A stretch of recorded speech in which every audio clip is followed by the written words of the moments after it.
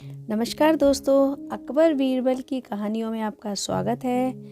आज की कहानी है स्वर्ग की यात्रा।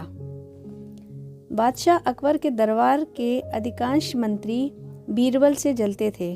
उन्हें बीरबल की अकबर से निकटता फूटी आंख नहीं सुहाती थी। अकबर का बीरबल पर अति विश्वास तथा हर बात पर बीरबल की राय को सर्वोपरि रखना भी बेकारण थे, जिसके कारण बीरबल दरबारियों की ईर्ष्या का पात्र था।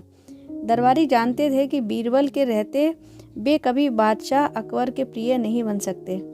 एक बार उन्होंने बीरबल को अपने रास्ते से हटाने की साजिश की। इस साजिश में उनका सहायक बना बादशाह अकबर का नाई। नाई को बादशाह अकबर के बाल काटते समय उनसे वार्तालाप करने का अवसर मिल जाता है। एक दिन बाल काटते हुए वह अकबर से बोला, बादशाह सलामत, कल रात मैंने एक सपना देखा जिसमें आपके अब्बा हुजूर मुझे दिखाई दिए। अपने पिता की बात सुनकर अकबर भावुक हो गए। वे बहुत छोटे थे जब उनके पिता की मृत्यु हुई थी। भावुक होकर उन्होंने नाई से पूछा, अच्छा, कैसे लग रहे थे अब्बा हुजूर? अपनी बात में अकबर को रुचि लेते देख नाई ने अपनी चाल चल दी। वो ठीक लग रहे थे हुजूर। उन्होंने मुझसे कहा कि वे स्वर्ग में हैं और वे बहुत आराम से हैं। बस एक चीज़ की कमी उन्हें खलती है। वह क्या? अकबर की उत्सुकता बढ़ने लगी। हुजूर, वहाँ उनका मनोरंजन करने वाला कोई नहीं है, इसलिए वे खुश नहीं रहते। स्वर्ग से जब भी वे बीरबल को आपको लतीफ़े सुनाते हुए देखते हैं, वो सोचते हैं कि काश बीरबल उनके पास होता। उन्होंने आपके लिए पैगाम भिजवाया है कि बीरबल को उनके पास स्वर्ग भिजवा दीजिए। बीरबल अकबर को अति प्रिय थे, लेकिन अपने पिता की इच्छा पूरी करने के लिए उन्होंने निर्णय लिया कि वे बीरबल को अपने पिता के पास स्वर्ग भेज देंगे। अगले दिन उन्होंने बीरबल को अपना फरमान सुना दिया। बीरबल अकबर का फरमान सुनकर हैरान रह गया। पूछने पर अकबर ने नाई के स्वप्न की बात बीरबल को बता दी। बीरबल को समझते तनिक भी देर न लगी कि ये दरबारियों की उसके खिलाफ साजिश है और इस साजिश में नाई भी उनके साथ है। लेकिन अकबर के आदेश की अवहेलना करने का साहस उसमें नहीं था। वह स्वर्ग जाने को तैयार हो गया, लेकिन उसके पहले अपने परिवार के साथ समय व्यतीत करने के लिए उसने कुछ दिन का समय मांग लिया। घर पहुंचकर उसने सारी बात अपनी पत्नी को बताई, जिसे सुनकर वह चिंतित हो गई। लेकिन बीरबल इस विपत्ति से निकलने की एक योजना बना चुका था।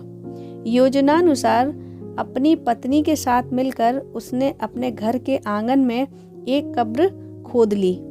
साथ ही उस कब्र के भीतर से अपने शयन कक्ष को जाती एक सुरंग भी निकाल ली। कुछ दिनों तक घर पर रहने के बाद बीरबल अकबर से मिला और बोला, जहाँपना, अब मैं आपके पिता के पास स्वर्ग जाने को तैयार हूँ, किंतु आपसे मेरा निवेदन है कि मेरे परिवार की परंपरा अनुसार मुझे मेरे घर के आंगन में ही जिंदा दफना दिया जाए। अकबर बीरबल की बात मान गए और उसे उसके घर के आंगन में बनी कब्र में जिंदा दफन करवा दिया। योजनानुसार बीरबल कब्र से लगी सुरंग से होते हुए अपने घर आ गया। उसके बाद 2 महीने तक वह घर पर ही छुपा रहा। 2 महीने बाद वो अकबर के दरबार में पहुंचा। सारे दरबारी उसे देखकर हैरान थे। बीरबल के बाल और दाढ़ी बड़ी हुई थी और वह बड़ा ही विचित्र नजर आ रहा था। उसे इस अवस्था में अपने सामने देखकर अकबर ने पूछा, बीरबल, तुम वापस आ गए? हमें बताओ, हमारे अब्बा हुजूर कैसे हैं और तुमने अपनी ये कैसी हालत बना ली है? सब ठीक तो है? जी जहाँपना, स्वर्ग में सब ठीक है। मैं आपके पिताजी से मिला और उन्हें खूब सारे लतीफ़े सुनाकर उनका मनोरंजन भी किया। आपके पिता खुश भी बहुत हुए। लेकिन बीरबल के कहना जारी रखा, स्वर्ग में नाई का ना होना एक बड़ी समस्या है, इसलिए तो मेरे बाल बढ़ गए हैं और दाढ़ी भी। आपके पिताजी के बालों और दाढ़ी की हालत तो मुझसे भी बुरी है, इसलिए उन्होंने स्वर्ग में आपके नाई को भिजवा देने का पैगाम भेजा है। इत्तेफाक से नाई भी उस दिन वहीं था। बीरबल की बात सुनकर उसकी सिट्टी पिट्टी गुम हो गई। इधर अपने अब्बा हुजूर की ये इच्छा भी पूरी करने के लिए अकबर ने नाई को जिंदा दफनाने का आदेश दे दिया। ये आदेश सुनकर डर के मारे नाई अकबर के पैरों पर गिर पड़ा और बीरबल को फंसाने की योजना और उसमें शामिल मंत्रियों के बारे में अकबर को सब कुछ बता दिया। फिर क्या, साजिशकर्ताओं को उनकी साजिश की सजा मिलनी ही थी।